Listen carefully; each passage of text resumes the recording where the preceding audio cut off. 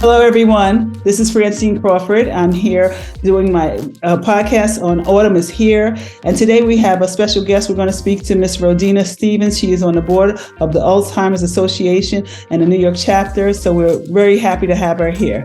Thank you for being here. Thank you. And thank you so much for having me. I'm really excited to be here with you. Oh, thank you so much for participating in Autumn is Here. This is a platform for people to talk about seniors and aging community and the things that affect them. I got involved because my mom had Alzheimer's and I knew nothing. So I want people to be able to have some kind of information, education, or something to be prepared with Alzheimer's or any other illness that may happen that makes them in a position of being a caregiver. So can you just tell us a little bit about yourself? Sure. Well, just to kind of reiterate, I am the assistant professor here at Westchester Community College in their communications, journalism, and media arts department. So I teach communications courses and an occasional journalism course, and I'm also department chair. I am also head of communications at the Greater Allen Amy Cathedral of New York, where I've been there. It's my church home, but it's also, something that I do there as well. Then what I'm also very proud of is to be a board member of the Alzheimers Association New York City chapter. And I do other volunteer, I do my best and as many opportunities as I'm given to be able to advocate for Alzheimer's awareness. But the other thing is I too was a caregiver for my mom. My mother was diagnosed with dementia, then later received a diagnosis of Alzheimer's. And so I cared for her until she passed away from the disease in May 2013. So around 2010 or so, I started just helping to bring awareness by participating in the Walk to End Alzheimer's. And I've just been a voice ever since, as much as I'm able to help raise awareness and help bring people aware of just how terrible this disease is and specifically caregivers, because I understand what caregivers go through, being a former caregiver myself. And so that's it. And like I said, I have other things. I have hobbies that I do. I'm currently a doctoral student. I'm striving to get my ED in higher education. So I'm doing that, a student at Fairleigh Dickinson University. So a lot of different things. Okay, great. So with the Alzheimer's Association, what exactly do you do? I know that you're on the board, and I know that how long have you been on the board?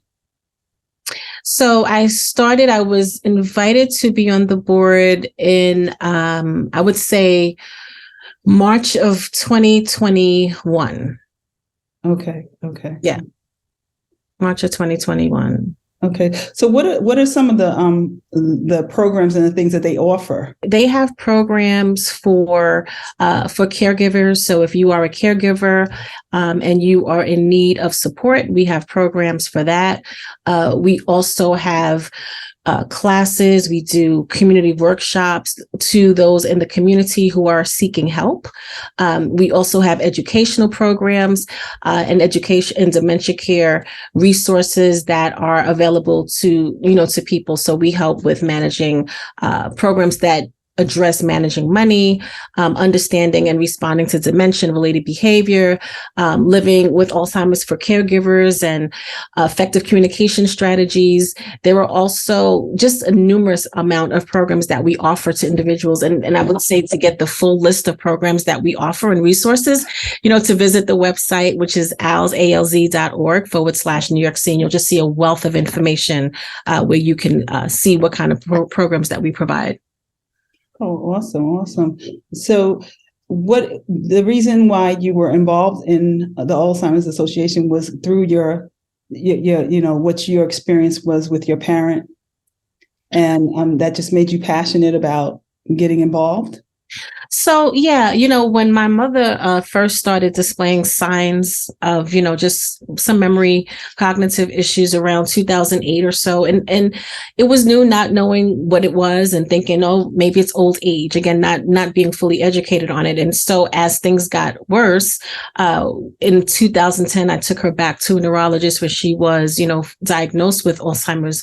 And so my desire to find help and to find support support is what led me to the Alzheimer's Association. And back then, I feel like I'm dating myself, it's so many years ago, but back then I feel like I didn't know where to go. I wasn't sure where to get the resources from. And so it was just, at the time, it was a lot of work to just try to find the resource, to try to find the support for me as caregiver for my mom, someone who was, just wanting to make sure that she had the right care and the right support. So one of the things with that is eventually I came upon the Alzheimer's Association. I remember I was seeing advertisements about Alzheimer's and how to get support. There were promotions about the walk. And that was my first introduction to the Alzheimer's Association, because I joined the walk and created my own walk team. And that's when I remember when I went to the walk, we were holding it at the time, it was in Riverside Park. And I remember when I went to my first walk, there was just like tables and tables of information, just a wealth of information and resources and handouts, and seeing everything purple and people wearing I felt supported. I felt like there were others who were dealing with what I was dealing with, because I didn't know anyone at the time who was dealing with what I was dealing with. And not that they weren't out there, I just didn't know anybody. So when I participated in the walk, I saw that there were others and other caregivers and, people from the association that were there to help and knew what my story was, even though it wasn't their actual story. Their story was their story and mine was mine. But just to see that there were people who could understand, and the resources that I just had no idea. So that one experience, participating in the walk is what really opened the door to me to see the support and the help, and, be able to, align with others who had similar circumstances as me. So really from there on was when I continued to familiarize myself with the organization. And then my church, a couple of years later, I was able to present or make a request to my pastors whether or not we could have a Alzheimer's Awareness Sunday. Because one of the things I'll say about my church is that we're very aware, we have a lot of different health awareness opportunities. And so, they allowed that to be introduced to the community. In our first session that we had in 2016, we were able to secure a speaker from the Alzheimer's Association who came out on a Sunday afternoon to share information and resources with members of our community, which was, the Black community. And so it just, from there on, it's just like the relationship continued to develop and to grow.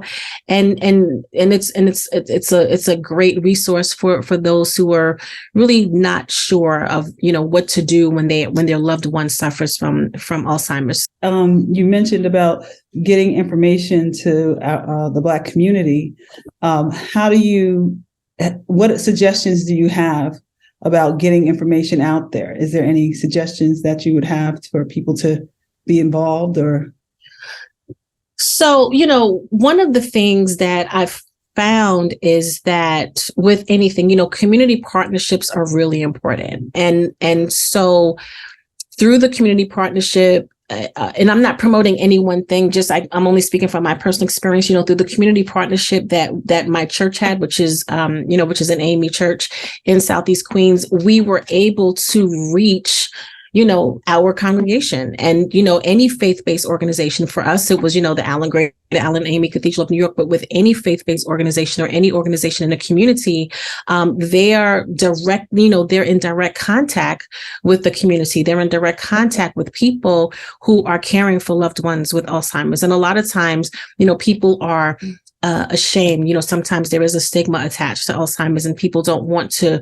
maybe share what they're going through and don't know where to go. So one of the things is that, if there is a way, and that's what the Alzheimer's Association has done a great job with that, with making sure that they're going out into the communities and creating these partnerships. So with the Southeast Queens community, which is where, my church is located, again, when you look at with our membership and people in the community, it just allowed us the opportunity to be able to alert and inform our members and inform members of the community.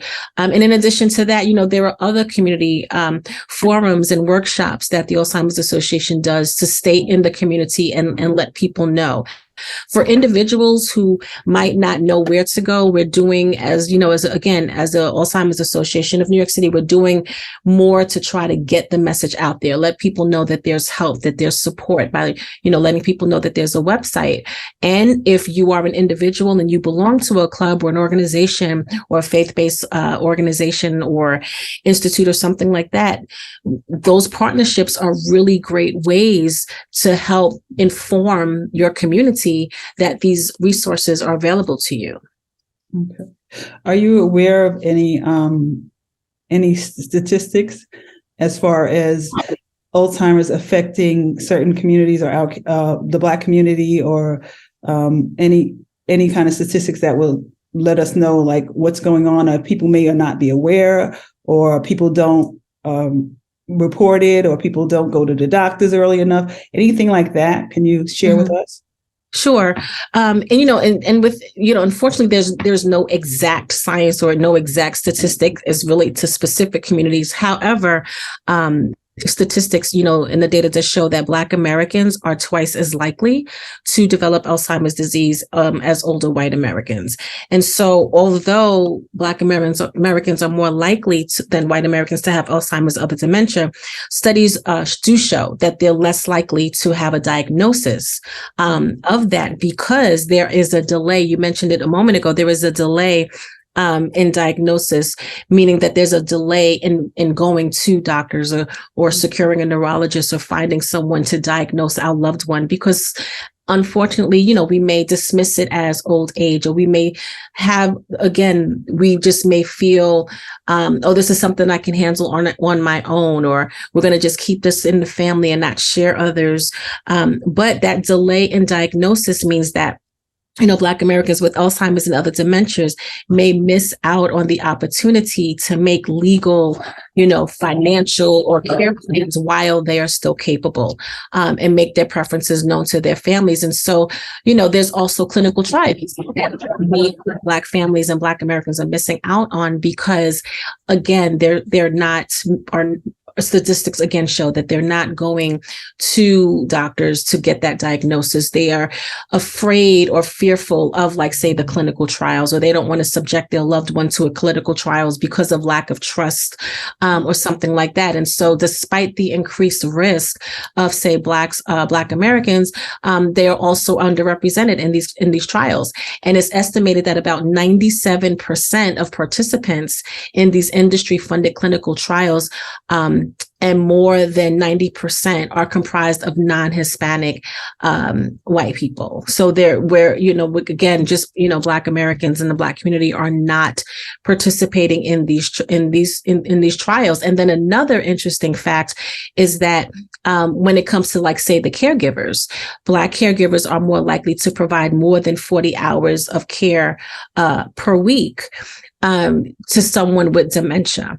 And so it's, there's greater care demands, there's less outside help, formal service, greater depression, as opposed to care than white caregivers. And a lot of that could be, economic. And these are very real issues that Black caregivers and non-white caregivers are facing regularly. And so those numbers are very real. And it's like, how do we get that information out there? How do we ensure that caregivers, specifically Black caregivers, are getting the care and getting the support, and removing the stigma of, Alzheimer's and not wanting to let others know. And again, and not to say that that's the reason, but again, just sometimes they just don't know where to go, or either don't trust, might not trust the system or trust, doctors or medical professionals. But again, that support for financial, support, getting that care plan in place, while your loved one can still make decisions is really important, because the moment that caregiver, that individual with dementia, Alzheimer's, is not able to make decisions for themselves, it's going to be very hard to kind of take ownership of that situation, whether it's being able to make financial decisions that you might have to make for your loved one. Good.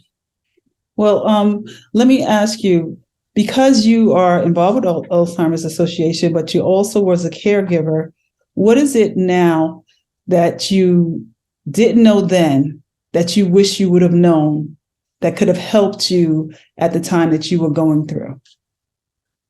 That's a really good question. So much. I think some of the things that I wish I'd known back then was just the overall support and the information, things to look for, even from a financial perspective. So, for example, as a caregiver, one of the things when my mother was first showing signs of like some cognitive impairment or forgetfulness, there were things I tried to stay on top of everything. But I didn't necessarily know to check to make sure that her life insurance policy was up to date, that payments were still being made, or just making sure that there were certain things in order, having those, that conversation once I realized that there were some changes being there. So that's one thing. Number two was also where to get the support, like that respite care. As a caregiver, like I mentioned before, as far as like just 30 hours of care per week, that's a full-time job. And that was very real. And fortunately for me, I was able to have some flexibility at the job that I had. So I was able to be sometimes, not all the time, but it was not only stressful, but again, I think sometimes we remove ourselves, and I guess sometimes we have to, but it wasn't only I'm a caregiver for my mom, right?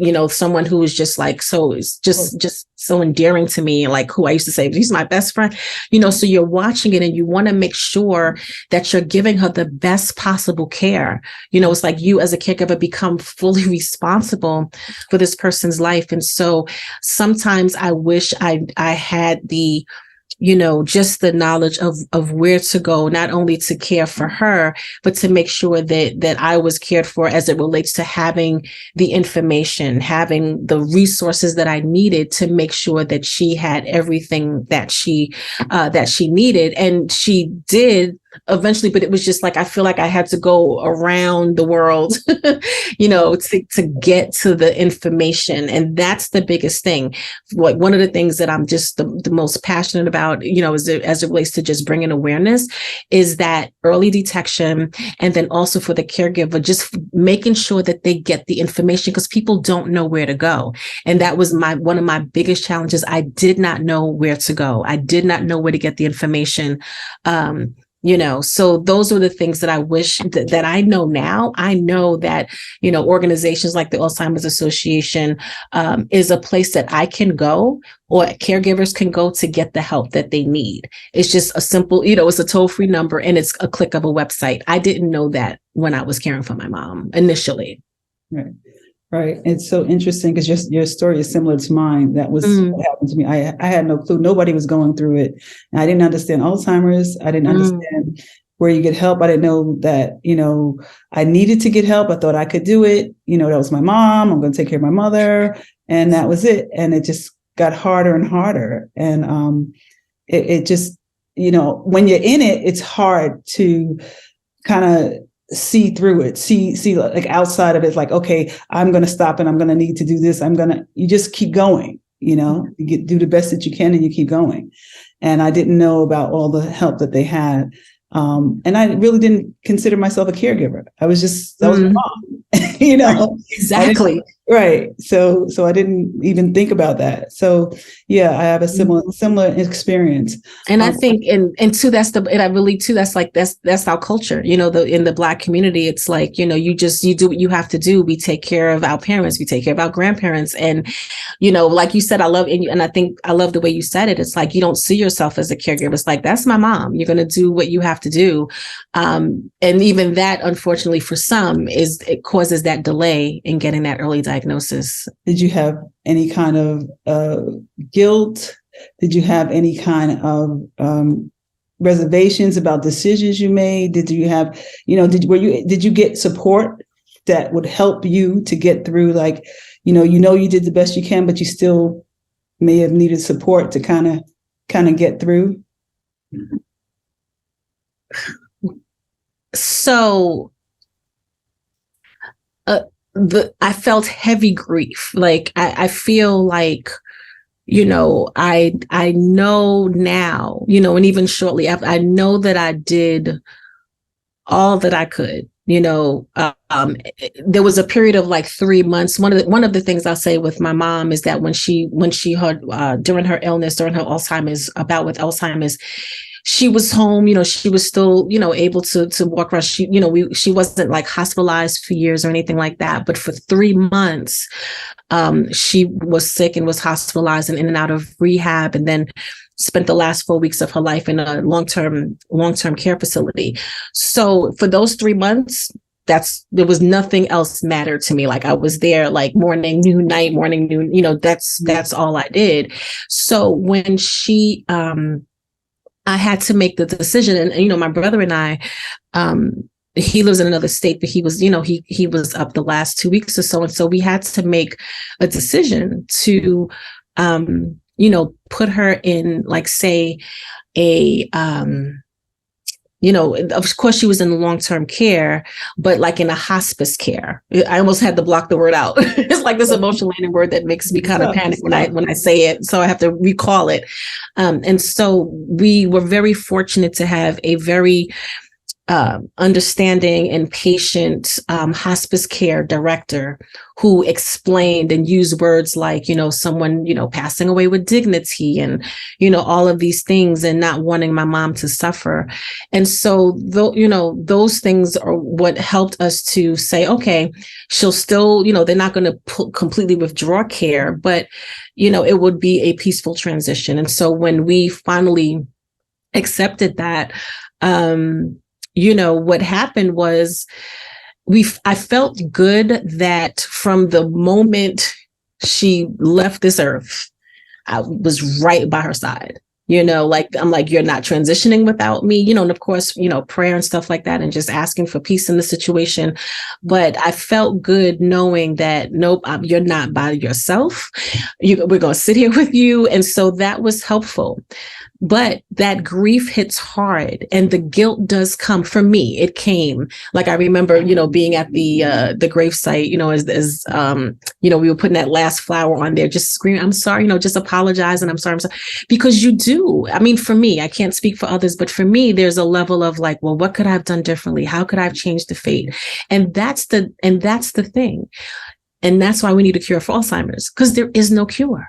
Right. There is no cure. And, we did all that we could, to see what kind of delay there could be, but there's unfortunately no cure for it right now. So, but there was that guilt, because it was like, okay, her life was in my hands. And so I did everything that I could do. It honestly ignited the fire though, because it's like, I don't want anybody to continue to have to go through this. Like all of us who are caregivers, all of us who have loved ones who are suffering from Alzheimer's, until there's a cure, that is what Alzheimer's will do to your loved one. And it's so important that and not only in that awareness, but also helping caregivers to understand that, and even the acceptance part. Because sometimes we just, we get so frustrated, especially when we see that our loved one is losing memory. And, sometimes we get frustrated with them, and we can't, we just have to be there for them and be patient. Right. You kind of have to meet them where they're at. Yes. And every day it could change. You don't know who you're going to get. Yeah. So, yeah, that's why it's so devastating, because you don't know, like this, the stages they might, it's a long disease, like it takes a while, and you A don't long know how they're going to deteriorate. Right. And sometimes, you expect them to, certain things, and it doesn't happen. You Um, don't. and It's the because longest goodbye. Like it yeah. is, yeah, and they've kind of already left you, in a sense. They're not their selves. So you don't know them the way you used to know them. And you miss that, and you're grieving that before they're gone.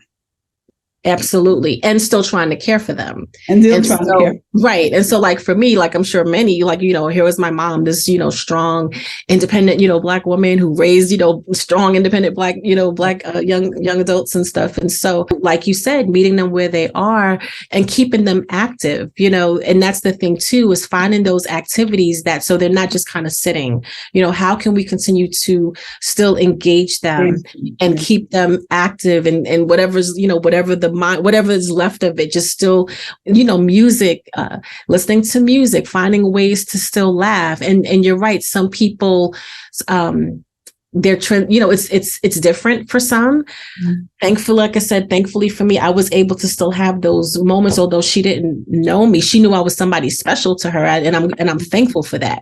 She knew I was somebody special to her, I believe, and that's what I tell my story itself. That's my story, and I'm sticking with it. Right? She knew that. But those last 3 months where I knew she was transitioning, and just, the organs started failing, just all these different things. It's hard, but even to that, I bought headphones and had music in there, so you could kind of see her reacting to the music. So, that's the thing, as caregivers, like we still have to continue to find ways to engage and, just celebrate their life while they're here. But you're right.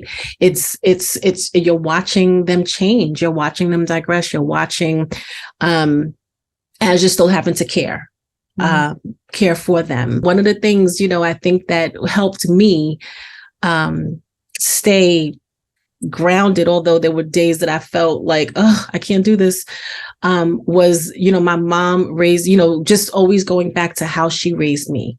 To just be able to overcome, to be strong, to, you can't think straight when you cry. So even when I had to make these decisions with doctors with her, and I just wanted to just cry and just be still, in my head, I would always hear her say, you can't think straight when you cry. You can't think straight when you cry. So I would do what I have to do with the doctors, and then just go in another room and cry, and then come out, so just things that I would remember with my mom keeps me. Did you get any kind of therapy or afterwards? Yes. Yeah, I did. So again, fortunately, the long-term care center, which was also a hospital where I had her, they provided counseling for the adult, and it was specifically so the good thing is that it was counseling for those, grief counseling for those adult children who lost a parent from Alzheimer's. Okay. So everyone in that session, which was a small group of us, like maybe 6 or 7, a small group of us could all, similar stories. Our stories are different. So that grief counseling helped quite a bit. If you had one more day with your parent, how would that look? What would take place? What would you do? How would you engage each other? What would happen? So one more day just in general, or one more day when they had their full memory? It doesn't matter. One more day that you would like, how would you update it? You know what? That's a great question. I think that day would just be us, my mom and I, together, viewing the scenery. My mother loved the outdoors. Like if we go for a drive, she would just look out the window, and if we're, depending on we were driving, she just loved to be outdoors. And so I think that if I had that one day, I would just pick a place that's still, it could be in the mountains, it could be at a park, an outdoor park, probably not like in the city where there's a ton of buildings, like just scenery, just beautiful scenery. It could be in my house, I don't even care, but just some place where we can just be with one another, just laugh and listen to music and talk and just connect, because those are things we just spent so much, we just spent so much time together. And so I would just want to be with her. And like I said, ideally it would be in a nice, place where it's scenic and she could see, just the beautiful earth that God created, just to kind of see everything. But it could be right here in this little pink office, that would be fine too. But just so that we could just be together and be still, maybe listen to some music, laugh, look at old movies that she used to take me to when I was little. But just having that time to spend together would be lovely. Okay. Oh, great. So, is there anything else that you would like to share with the audience, or anything that if someone is going through this, or if there is something that maybe is important for us to know that maybe people miss, but in our community or whoever that's dealing with Alzheimer's? So, yeah, just a couple of, just some quick facts or just some quick information about it. Well, number one, that there are over 6 million Americans that are living with Alzheimer's disease, which includes more than 410,000 people in New York alone.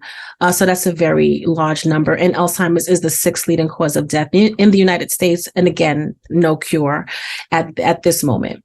And then also, I think sometimes people are unclear on the difference of, like, say, dementia and Alzheimer's, et cetera. So dementia, is Alzheimer's is a type of dementia. So that's, as I know, sometimes those words used interchangeably, but Alzheimer's is a type of dementia that affects your memory. It affects your thinking and behavior. And so those symptoms can interfere with your daily task. And so again, this is, hopefully will help people to understand the early diagnosis and when to get that help for your loved one.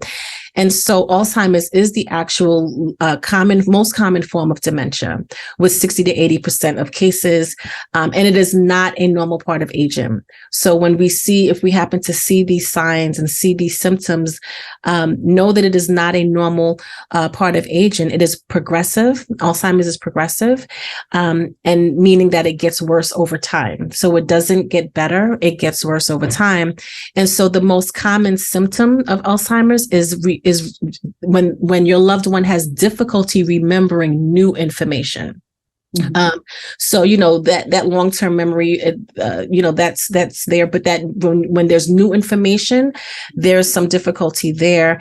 Other signs can be confusion with time or place, new problems with speaking or writing. Maybe your loved ones, they feel like they've paid a bill, and in actuality they haven't paid it for 3 months. That's kind of forgetting some things. And then difficulty with just common tasks like getting dressed or making a familiar recipe. Things that were familiar to them are no longer familiar. So those are really some, just some quick facts about Alzheimer's and what to look for. And so one of the things that I just want to share about the Alzheimer's Association New York City chapter is that, it is the leading voluntary health organization in Alzheimer's care, support, and research. So it's a really great source and a good resource for those who are noticing these symptoms and signs in their loved ones. And so it is the largest nonprofit funder of Alzheimer's research. And then the last thing, just to talk a little bit about our New York City chapter, we do have an 800 number, which is 800-272-3900. And our website, it has a 24/7 helpline at alz.org/New York City. /NYC. And it's take full advantage of it. That's the only thing I could say, because, sometimes you may find that you are struggling or having some issues at 2 a.m, 3 a.m. And I'm definitely can attest to that. Take advantage of the help. They are there to help you, to assure, just to kind of talk you through things, just to kind of give you that support. And then, it's the chapter is located in Midtown, and it serves individuals and families across the 5 boroughs. So even if you don't live in New York, like say in Midtown, if you live in Queens, if you live in, the Bronx, it serves all of the 5 boroughs. So regardless of where you live in New York City, if you have a again, call that toll-free number or go to the website. Okay. Thank you so much. That was a lot of great information. And I just want to thank you for participating in Autumn is Here. We need to just everybody kind of trying to get the word out and get the information out for people to have. And, if they hear about it and think about it, they may not be in the situation now. But when they are, they may be alert to things quicker and get help quicker and know where to go and things like that. So it's just so important. So thank you for sharing your story. I know sometimes it's hard to share your story and go back there. And I do appreciate that. I appreciate your time and I appreciate you doing that. I thank you so much. And I just hope that you just continue to do what you do with Alzheimer's and everything else. Right. Thank you so much. and same to you. This is, like I said, this is so great. And you're doing so, this is just such a wonderful, wonderful platform that you have to help get that information out there. Thank you. I appreciate that. So, but listen, if any of the time I might call on you, if you have more information, if you want to come back on, let me know. Okay, absolutely. I will take you up on that. All right. So thank you for being a part. I really appreciate it. Okay, you're welcome. All right. Good night. Good night.